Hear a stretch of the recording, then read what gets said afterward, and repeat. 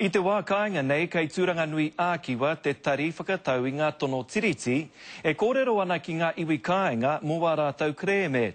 Kei te kōrero ētahi o aua iwi mo te uara o ngā whakataunga. Arā ko te wāhi tērā ki te pūtea.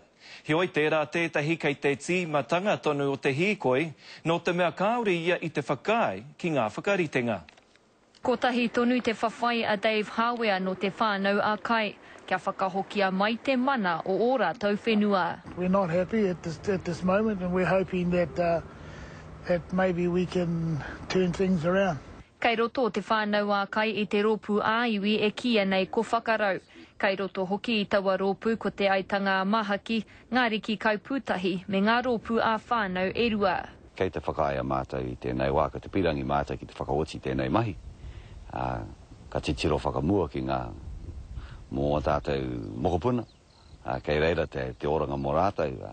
Kāre he oranga i muri i te wā ngā pakanga i era mahi waiho tērā i muri.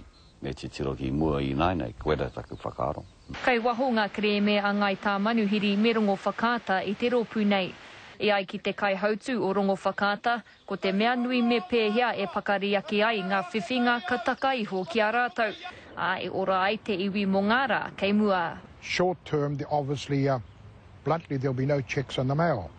But how can rongo whakāta grow what has been offered to them, and is this good enough for us to say aye? Engari mo te whānau wā kai, he itirawa te pūtea mo te rahi o ngā whenua kua riro. One of the biggest things that we're concerned of is the way the government are allocating out land. They're giving land to different claimants that don't belong to them. And we certainly aren't going to sign away our heritage. I tēnei tau I tukuna e te kāwanatanga ētahi tāngata pēnei ia Tukoroirangi Morgan ki te whiriwhiri I ngā take a te rōpū o whakarau. Engari I tēnei wā tonu, kei te noho wehe ētahi. And for the sake of Tūranga in general, that we do want to settle. We don't want to be playing hardball just for the sake of playing hardball, because that's not what we're doing. Hei te rā horoi ka tai mai te minita take tiriti a Chris Finlayson ki te kōrero ki ngā iwi o Tūranga. Hei taua wā rāno ka mōhio, mena ka whakai te katoa, he pakanga anō rānei kei te haere. Irina Smith, Te Karere.